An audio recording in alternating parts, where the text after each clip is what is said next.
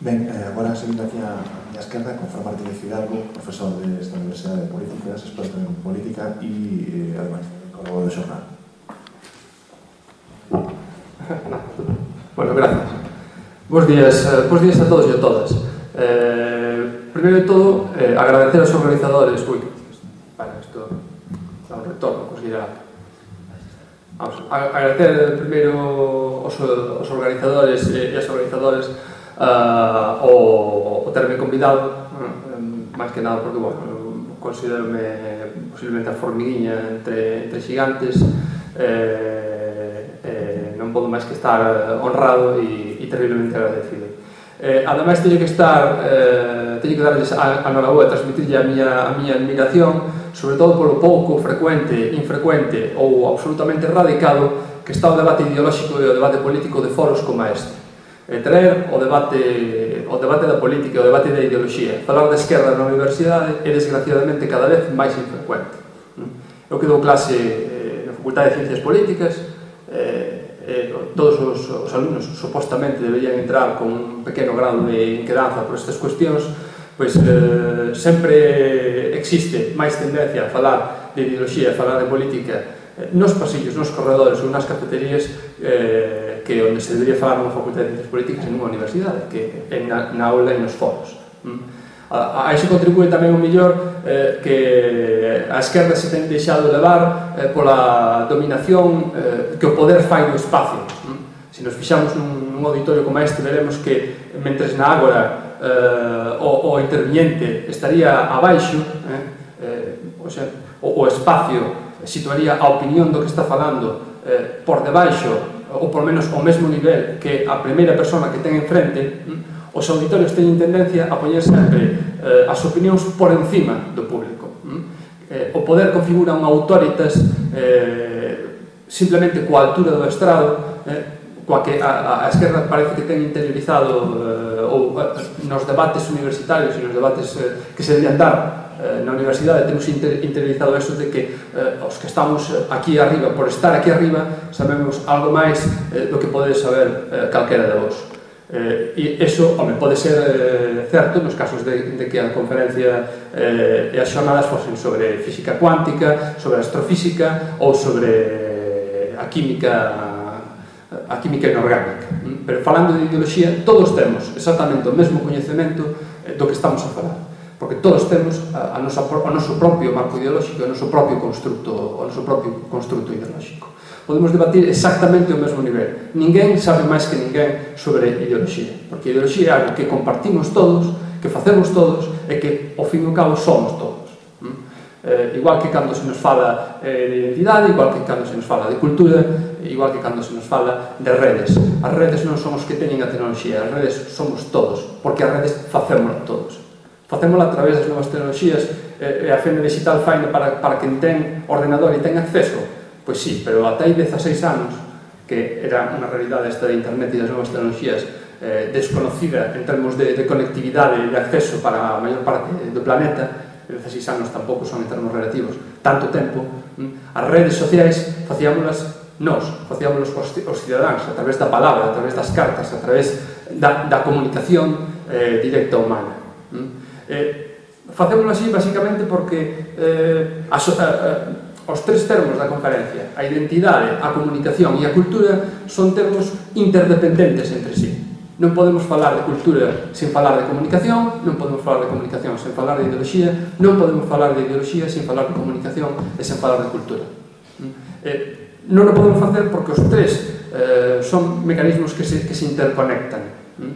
Aquí é cando tradicionalmente eu me poño sempre a discutir cos liberais sobre, por exemplo, seguro que recordades a tradicional frase de Margaret Thatcher de a sociedade non existe.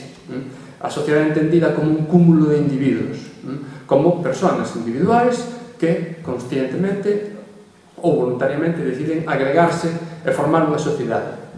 Eu, cando discuto co meu colega profesor Bastos, gran liberal e irredento anarcocapitalista, sempre me vi eso de que a sociedade é o conxunto de individuos que libremente deciden en mercado.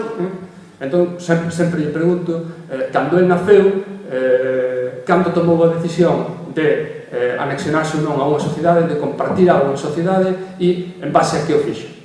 Evidentemente, cando eu lle digo estas cousas, me mira con cara rara, como que en cando nacen? Evidentemente, cando todos nacemos, xa nos estamos socializando, estamos buscando o contacto co entorno, o contacto co ambiente, estamos intentando apropiarnos do sitio onde vivimos, da xente que compartimos, e iso é sociedade. E ese mecanismo é a base fundamental da esquerda, e ese mecanismo é a base fundamental do socialismo, e ese mecanismo é a proba social, a proba humana, a proba psicolóxica, cognitiva, sociolóxica máis evidente de que o liberalismo é unha trangallada. E eu sempre discuto co profesor Bastos sobre isto e sempre vou por ese camiño, porque a proba máis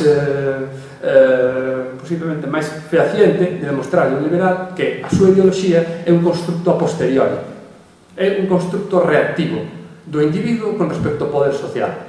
Pero o poder social está aí e dáse dende que nacemos hasta que morremos. E o socialismo e a esquerda se fundamentan aí, nesas ferramentas, neses poderes sociais.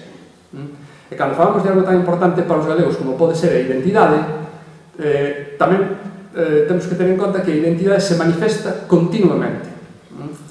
Por terrible casualidade, o artigo que hoxe xa é Jornal de Galicia meu, que publico os sábados, que xa levaba feito uns cuantos días, ten exactamente o fío para o que me propuxestes a charla. A identidade, a sociedade e a comunicación e a cultura.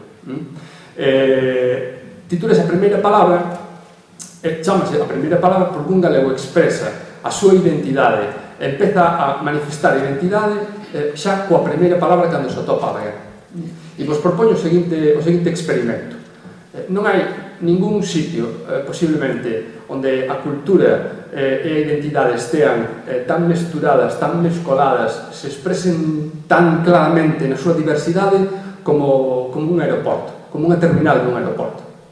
Nunha terminal dun aeroporto podemos atopar xente de distintos países, de distintos continentes, con distintas linguas, e é normal que nos atopemos e que esperemos a xente con esas características. Viaxamos, imos dun sitio para outro. Redes e sociedade, outra vez esquerda e socialismo. Cando nos chegamos a ese aeroporto, o primeiro que facemos cando topamos a alguén é saudar. Se eu vou ao aeroporto de Santiago, vou ao aeroporto de Coruña ou vou ao aeroporto de Vigo e lle digo a alguén hola, posiblemente a outra persona, se é galega, diráme hola, recoñeceráme automáticamente. Sin embargo, se vou a Barajas e me vou ao mostrador calquera e alguén lle digo hola, o primeiro que me pode dicir, de feito, alguna vez xa me teñen dito, é anda, un galego. Automáticamente a xente nos recoñece, coa primeira palabra, co primeiro saúdo, a través do noso sistema vocálico. Aí xa estamos expresando a nosa identidade. Nós somos eso. E nós somos eso porque nós construímos o noso mundo con 7 vocales, construímos o noso mundo con 2 linguas, construímos o noso mundo nesta realidade social e para nós, a nosa realidade e o noso mundo é isto que vivimos. Sin embargo, cando aterramos en Madrid e nos atopamos alguén que non vive nesta nosa realidade, non vive aquí, nos identifica automáticamente como outra realidade, outra sociedade, outra cultura, a outra persona, a outra idade, os outros. Como a película de Amenábar, nós somos os outros. A través dunha única palabra. Aí, a partir de aí se establece o diálogo de identidades, o diálogo de sociedades e o diálogo de culturas. Nós, a través dese simple saúdo, estamos comunicando todo o que somos, ou todo o que somos a outra persona. E ao mesmo tempo, esa outra persona está recuperando para sí todo o que cree que nós somos. Posiblemente, ou polo menos recordade a reacción que tivo a sociedade cando foi o fundimento do Prestige en novembro de 2002. Cando moitos voluntarios viñeron aquí a limpar as costas no litoral galego, outras moitas persoas mandaron o que eles pensaban que era a súa axuda a Galicia. E a súa axuda era mantas, era comida, era roupa.